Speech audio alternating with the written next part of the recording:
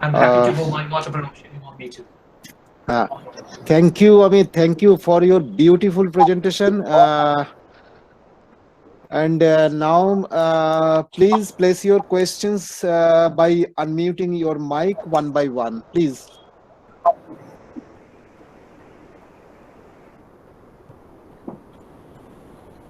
So as I mentioned, Amit, Amit, you can stop your presentation now. So if you don't need it. yeah, part is very much there, but it's Please ask your question. Hello. Please one. Hello. May Yeah. I ask you one question? Hello. Go ahead, Yes, sir. Yes, I can hear you. You have considered 17 parameters in the full model. Yeah. Is it? Now, my question is how they are, I think, a time-dependent parameter. They are not constants. How you time to time predict Sorry, the link. This parameter. Hello. Can't hear you. Can you just repeat for a second? You have considered 17 parameters in the full model. Yeah, I'm hearing you now. I think these parameters values are time dependent. The link is not clearly well. Because time to time the hello, time to time the values of the parameter changes. How you are doing it? Hello. Amit, can you hear? Hello.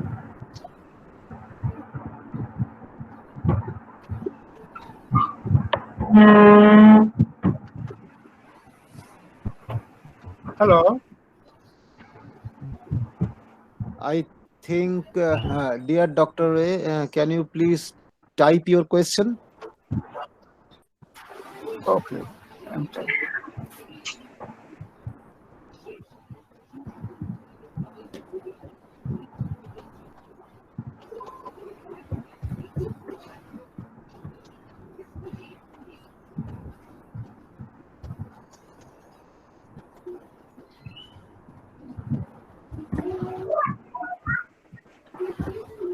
Amit, will you take the questions from the chat box and answer?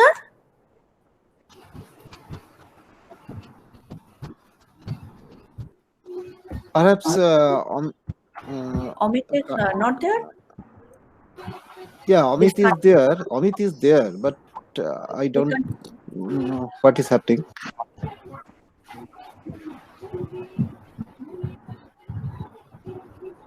I think he's not connected. Amit is not connected with us. Let me check.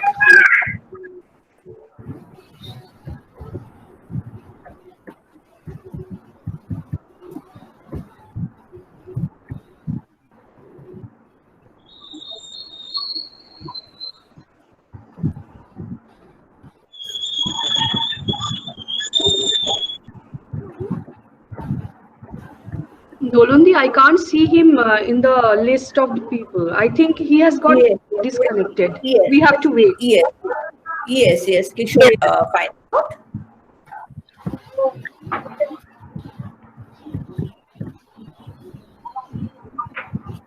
Amit has been disconnected somehow. He is trying to join. He's back. Okay. He's back already. No. I'm back now. Yes. Sorry about Yes. that. I don't know what happened. Yes. So unfortunately, since I got disconnected, I have lost track of the past questions that were mentioned. I do see the question by Pratap Rai. In the full model, you have considered 17 parameters. I think these parameter values change with time. How you control values? Okay, very, very good question. So I just sort of left some imprints of this answer. I did not go into the details because I did not really want to bore people with a lot of machine learning details. Well, the way it works is this. So you basically take your first random number choices for the 17 parameters, okay? And Okay, so you just put absolutely any values because the system is stable enough to make its prediction. You just put any random number values. Then you put ones all through for all the different values, and then you put those values, solve the model numerically. And basically, when I say solve the model, I mean you solve the model mathematically and then run a Monte Carlo around those values, and you look at what is the stable local minimum. So you find out the parameter values for those stable local minima, take those values. This is for your time point 1. So this is your input for your time point 2. So that then you just reuse those values for your time point 2 and see how much they have changed. And then you keep doing this for all subsequent time points, and you have to repeat this data training for many, many runs. And what is the caveat here? The caveat is there will be a time after a certain few runs, after which you will find that you have managed to converge to a certain range of parameters that are largely consistent within your tolerance limit for all the time points. So this is like the global set of parameters, which is now then predictive enough. Does that answer your question? Yes. I think this is like a variable boundary problem, like. It's a bit more involved. You may think of it like that. I mean, what I have not mentioned here is the involvement of the Bayesian MCMC kernel here, because yes, that part is the Monte Carlo part. The Bayesian MCMC kernel, basically, it keeps tracking the statistics for all the 6 different dimensions, and it uses the information explicitly from H, P, and I. So that's the part which goes way beyond a simple boundary value solution. Thank you very much. Excuse me, I guess you construct any likelihood function for that? Yes, we do have the priors. The priors lead us to the posteriors, and obviously the posteriors are time dependent. Yeah, yes, that's correct. Likelihood function. Yes, and I have another question actually. I'm Sandeep Mandal from ICMR. So my question is, the data is trained with the daily reported cases and deaths, right? We have done both. Okay, you finish your question first. I will answer later. Yes. Already I have written that.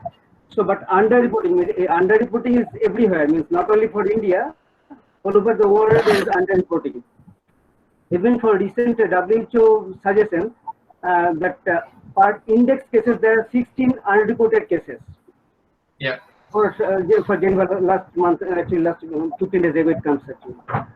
So how do you consider that in that underreported deaths or cases? I know that deaths would be much finer than cases, but you have to adjust those things. Is it adjusted in this model? And this question one. And second question is, how do you the start date of epidemic infection? You for the Indian, start date of infection. Okay. Yes. You carry on. I will say everything now. Yep. Okay. Yeah, that's fine. Let me answer both questions. I will actually answer the second question first because that's that sort of leads on to the first question. We have the 0, as I have said. We have, if you look at the Johns Hopkins repository, the data there start from the 22nd of January 2020 for all countries. And what we have done, and after checking, that typically, for most countries, for the first 15 to 19 days, the number of infection and definitely the number of death is very, very low. So we neglected the first 19 days, and that's why we basically start the training from the 10th of February, where the number of infected and dead has actually crossed a certain threshold. Okay? So we do so that the evaluation is not biased just because of underreporting. Not underreporting in the sense of somebody deliberately underreporting, but due to the lack of sufficient data volume, which we need in statistical evaluation. So that's why that part is taken care of. Second, now I'll come to the question, your first question. It is a very good question. Yes, there is a case of underreporting across practically most countries, if not all.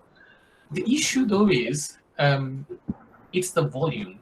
Now, there is a very subtle hidden innuendo here. See, the point here is when I am looking at the different data for any country for any day, the number of dead and the number of infected, if you remember my second slide, I should give you some representative numbers. So the number of dead divided by the number of infected is actually a very small fraction.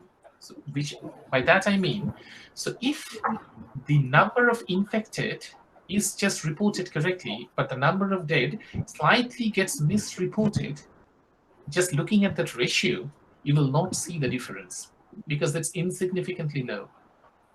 So this is a strategy that perhaps, and I cannot claim that I know it, but I'm saying that this is a strategy that many countries could potentially have used, just underreporting the cases of dead and not seriously bothering about underreporting the number of infected. In fact, it's much easier to track the number of infected than track the number of dead. Because it is always easy to say that that person died because of non-COVID reason, while the reverse is also true, that a person eventually being detected with a COVID after being dead does not mean that the person actually died out of COVID. So this is sort of a twilight regime, I understand. In the case of India, the problem is its actual solution in a way.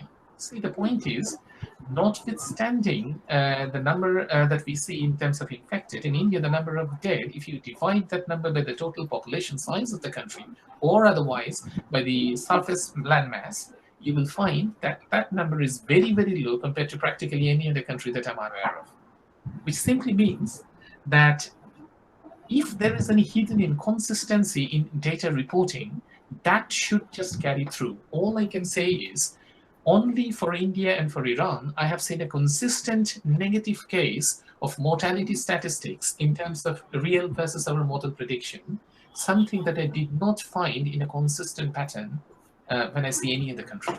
That's all I can say. I cannot claim anything beyond that, of course. Okay, thank you. Thank you very much.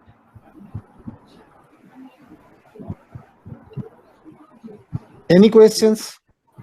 And one more question, actually. For India, do you not think that for India is a large country? So I think state-specific prediction in Bayesian, you can use Bayesian algorithm, but state-specific prediction would be much better than the country-wise prediction, because R0 basic reproduction number in a city, in a metropolitan area, would not be the same as in a village or in some urban areas. Absolutely, absolutely, completely agree. If you look at the way we analyze the American statistics, see, the point is about availing the data. With America, it is very easy to get zone by zone data. So I can look at, for example, we have done the New York State statistics, we have data for Texas, we have data for the other states that we can easily analyze and do a similar prediction of. With India, the issue is not just with India, even if you look at the United Kingdom. I mean, I am sitting here, I can tell you, because just of local knowledge, which are the zones which are more effective than the other ones. We know this. I can give you an example. So, for example, in the district that we live, it's Midlands, West Midlands. Statistics is Midlands and in London, the statistics is a lot higher than, for example, some of the coastal areas. Okay. Now, if we had data for these individual areas, the data traffic for these individual areas recorded, we would have just used the same scheme and made our predictions. The fact is, we don't. So if you have an access, and I would love to get those data because we have got the tools ready. If you have any ways of feeding me with the data, we can certainly carry on with the analysis and hopefully with you or whoever is interested involved. You can get data for Calcutta at least. I have seen those things in government website, in Calcutta website. They have reported data for last 2 months, more than 2 months actually. Every day number, dates as well as cases, you can get it from there. So sitting today, I can go to that website, for example, and I can get the day-by-day statistics for the past 2 or 3 months. Yes. Okay. Yes. We can check. Okay, thanks. Then it would be wonderful if you could share that link if you have that. Yes, I have. I can share you. I can check. Wonderful. And also, I can share my mail ID. That would be better. We can correspond in mail also. Sure. I am giving you my mail ID here, or anybody actually. So if you want to communicate, I have just sent my mail ID in the chat box. Oh, sure. I got it. Yes, I got you. Thank you. Well. Thank you very much.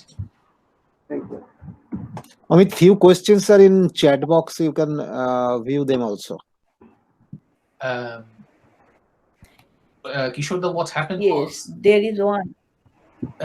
can you just point me, because when I lost the link, along with that, Yeah. a lot of Sir, can you explain the discrepancy in infected population between model and actual number reported? Yes, okay. Yes, I'm assuming that the question is specifically for India or for Iran, because these are the countries where we have actually found a consistent level of discrepancy between data versus the prediction. Can I explain it? It would go on to the subjective political regime that I was, and I still am trying to avoid. Now, I won't make any political innuendos here, but the fact is, see, even if we are being 100% honest, even if we had an ideal world where everybody wants to do the best, but it's not just being able to do that simply because of practical constraints. Look at India, look at the size of India. I mean, as I told you, I live in, my hometown is Chandanagar. Chandanagar to Calcutta is just 30 kilometers. Howrah is just 30 kilometers. Even in this 30 kilometers, even today, if a patient falls ill, and I'm not talking about COVID, I'm just talking about any form of other illness. The only practical avenue for having a good ICU is either in Kolani or in Calcutta, better in Calcutta. So even today, we have that level of infrastructural delinquency, if you like. So the point is, the information migration from the regional parts, that may be rural, that may be a small city, a small town, onto the main database, the data traffic, I think, is not probably properly controlled and centralized. That is probably one of the main reasons, which even if somebody wanted to do the best possible job, they're being impeded because of that constraint. Of course, apart from that, there could be potential cases of deliberate underreporting. This is something that I cannot prove. Amit, there is a question from Dr. Komalika Hajra. Would you say that a new stricter lockdown would lower the number of days until which the saturation in terms of infection and or death sets in? Dolandi, can you just repeat it? Because it is at 5:31 p.m. 13:31. Let me have a look. Sorry, Dolandi, can you just repeat, because your voice broke.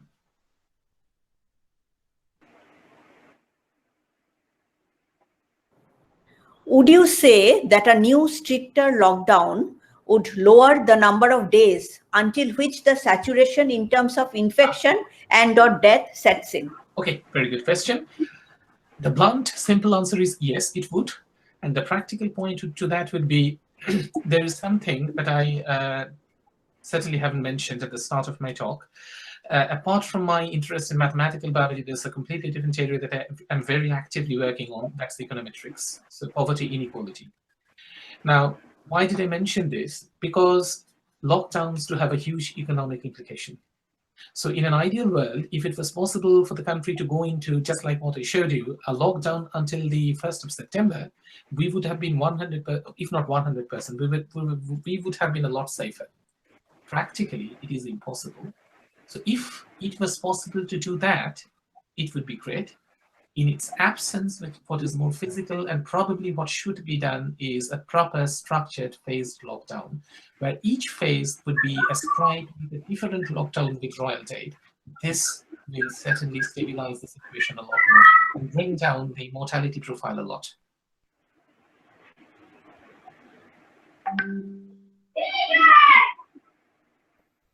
Yes.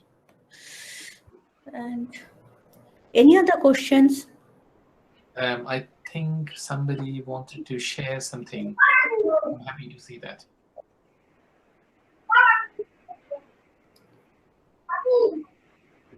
But it's not come up on the screen yet for me. Yes, can't find any other question, please, from the participant? Yeah, I can. Please unmute yourself. Hello. Yes. Can you hear me? Okay. I have the last questions on age-specific mortality. That is not considered here, right? As No, we know, yeah. Okay. No, we haven't. Again, the practicality of that, the point is, it's very easy to ingrain that within the mathematical model. Not a problem at all.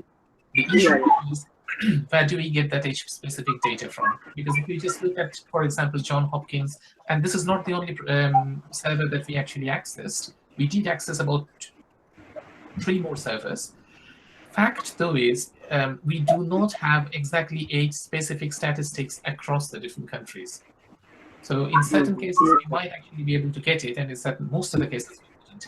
For the same reason, we actually could not include the recovery statistics, because most countries, other than the UK and the US, were not actually recording the recovery numbers. Pragya Chattopadhyay has a question. Pragyadi, please unmute yourself and ask the question, please. Yes. Dr. Chattopadhyay, am I audible? Yes. Dr. Chattopadhyay, Dr. Chattopadhyay, we know that about this variant, that is corona. Dolon, am I audible? Yes, Pragadi. This variant is genetic material, is a RNA material. Am I correct? Correct. Absolutely. So it mutates, having so many types of symptoms that we do not know what is the real symptom and what are the that again it mutates, and those symptoms will go off, and we are very much puzzled about it. Will you please explain me how it mutates like this? Very good question. This is a very good question. In fact, I did say a few words on that in the phase where I was describing how the COVID molecule looks like. And this is the main challenge. And that's why I said that in connection with not just COVID, but most of the virulent virus, you do not really have a vaccine. And I gave the example of Zika virus, which dates back to 52. Then we have Ebola, we have the previous SARS. None of them. We don't have vaccine for any of them, because it's very simple. So imagine, and this is the potentially that could have been the third part of my talk, which I'm not going on to. So imagine what I'm just giving you a sort of a quick overview of my understanding of genomics. So when you look at an RNA, so RNA is basically a combination of 4 letters, A, T, C, and G. So if I look at an RNA, basically I see a bunch of some AA, then 3 Ts, then 4 Gs, etc., etc., just randomly ordered. Now, one of the things that we have recently done is basically, and this is not just us, other people have done that, we have done a new one. We have developed a bunch of algorithms that can actually translate that letter-dependent information to a number-dependent information, because computers can only read numbers. So when you do that conversion, so your sequence, just to give an idea, so let's say you have A, T, and C, and G, and I am calling A as 1, T as 2, C as 3, G as 4. What I have is a bunch of 1, 2, 3, and 4 randomly assorted, correct? Now, mutation effectively refers to the fact that a certain part of that chain, that combination of numbers, have been altered for any reason. In the case of virus, and definitely for COVID-19, which is a very smart virus, what it does is it keeps hiding that particular part of the chain from your view. So that chain effectively moves like a pseudo chain. So you have a long chain here. A small part of that was initially detected as the virulent trace, that stain. And that part then changes over to a different part on day 2 and another part on day 3. So this is the real problem, the real challenge. How do you actually track that part, and which particular antibodies would you be actually accessing, and how your antibody would develop your defense against the antigen? So if I'm looking at more from a biological perspective, we need something like equivalent to an immunological synapse. And an immunological synapse requires the following. It requires a bondage between your T or B cell with the pathogen. And this is not exactly happening because the spike protein is hiding the pathogen. So there is no simple solution, and there is no real direct answer to that. It is tremendously difficult. The only guaranteed detection that can happen is what is called the polymerase detection. And it's equivalent to, like, if you are familiar with this particular wording, heat map. It's like a heat map of your body. It's not your body only, in this case, the heat map of your RNA, and that leaves a trace, a marker. So above that marker, it means you have the COVID infection. Below that marker, you don't. It is a very accurate test, but it's very expensive, which is why we do not have such random predisposed samples. And most of the testing that we talk about, they are just antibody testing, and they just spike, give you false negatives a lot. What we are at the moment trying to do is we are trying to develop a neural network-based model. It's related to one of my old friends. Probably he's hearing and probably he's not sure. So we are trying to trace the other chemolocators, and we are trying to see signals from the other chemolocators, and we are trying to sort of collate that information to define a theoretical spike, a threshold that will tell us above which you have the COVID and below which you don't have it. And those tracings can be done from simple blood tests. That's what we are actually working on at the moment. Thank you. And again, Dr. Chattopadhyay, I'm boring you, I know, but even then, there are so many immunosuppressive diseases. That is cancer, that is during dialysis and everything. Practically this immunity, how can we grow within ourselves this immunity in a very normal way or in a very easy path? The real problem is, again, a very good question, but the answer is in the negative. See, the point is immunity can be suppressed. You probably remember I have mentioned hydroxychloroquine, I have mentioned corticosteroids, and I have also mentioned the remdesivir. And I did say steroid, practically there is a very good and bad effect of steroids. Corticosteroids, yes. These are basically for the lung pathways. Corticosteroids, right. Yeah. So there are three other candidates. Do we use corticosteroids?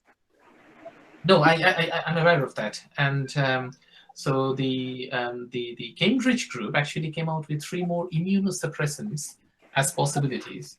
Now, I had a very strong personal view, and I still have that, about the immunosuppressants, because immunosuppressant, I know what they're talking about. They're basically trying to block the pathway by suppressing your immunity. But just like what you said, that is a very dangerous step to take, because if you do that, people who already have suppressed immunity, they're completely open to absolutely any other form of attack, including the COVID-19.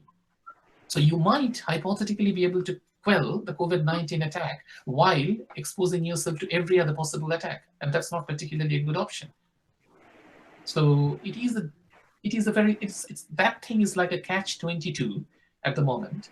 And I suggest, or I suppose, and this is another thing that I'm personally very much involved with. I unfortunately do not know your background. I'm assuming you're a medical doctor, are you?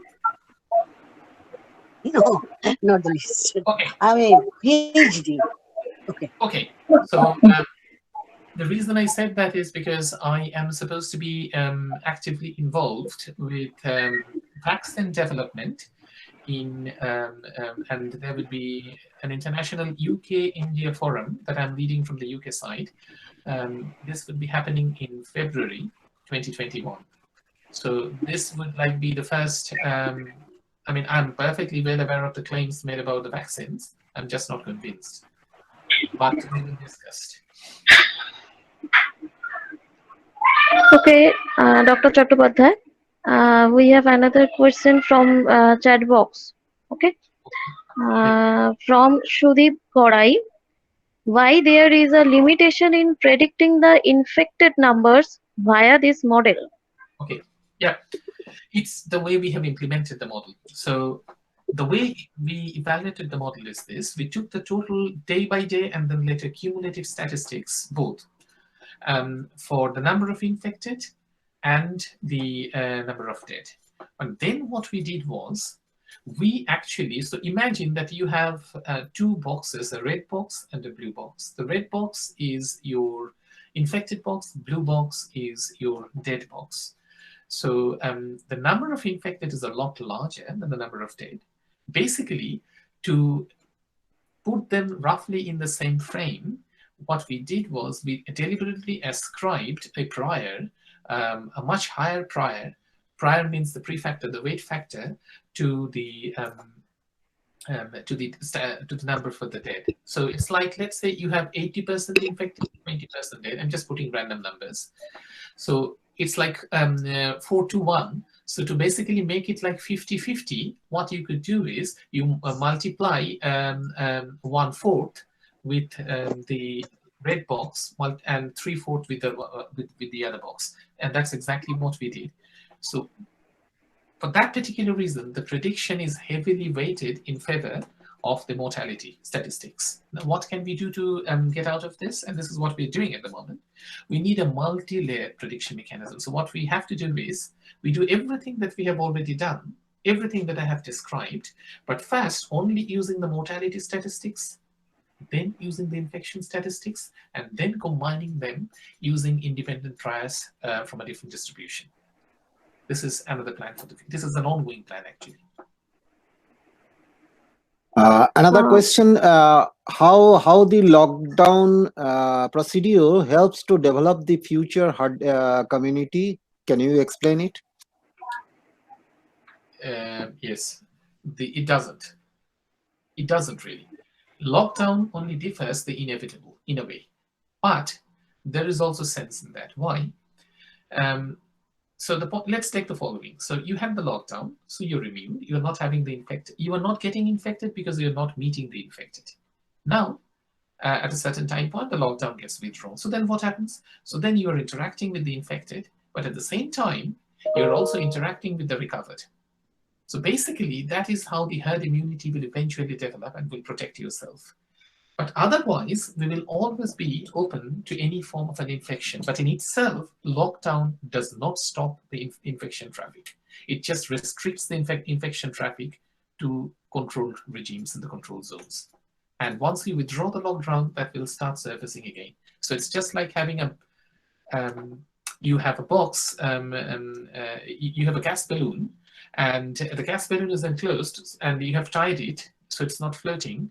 Once you withdraw the lockdown, you have cut the thread, and it starts flying everywhere.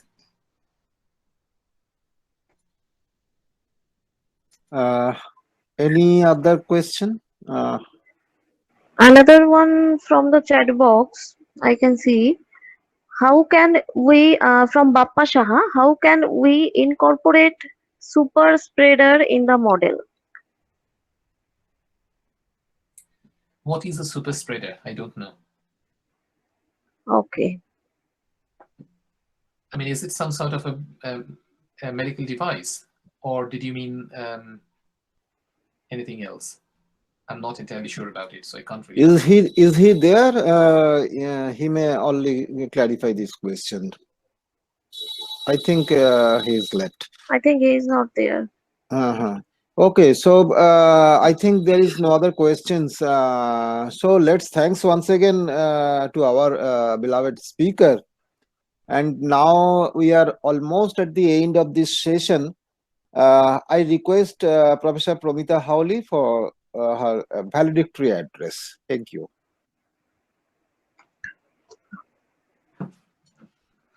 Thank you, Dr. Chattopadhyay, for this amazing presentation. I hope you have all enjoyed the informative assembly. It's my honor and privilege to have been asked to propose a vote of thanks to all those who helped to make this virtual assembly happen. First of all, I would like to thank wholeheartedly to our speaker, Dr. Amit Chattopadhyay, for an enlightening yet lucid presentation of a complex statistical model which gave us a better perspective of containment of this pandemic. Please accept our sincere thanks for being here with us. Thank you very much. Also, I wish to express my gratitude to our respected Principal Sir, Dr. Subroto Kumar Rai, for extending his support to our endeavor. I especially wish to thank our organizing secretary of today's webinar, Dr. Kishore Mukhopadhyay, for his endless effort. All the behind-scene technicalities have been managed by him. Over and above, I profess my deepest regard for our participants. We are just overwhelmed to receive responses from everywhere. Should I say, allow me to mention a few. We do have participants from ICMR, IITs, ISERS, IIST. Thank you for your interest. Also from various universities, participants from many colleges from different cities of India, not only from Kolkata but also neighboring districts. Amazing! Wave has brought us all to this event. I would like to pay my warmest regards to all of you dear participants of this virtual assembly. Without your presence, the whole effort would prove useless. I know that the knowledge we have gained and the thoughts we have raised during this webinar will be useful in our continuing effort to keep us safe in this pandemic. I wish you all health and well-being before announcing closure of this event. Thank you. Thank you very much. Thanks to all of you.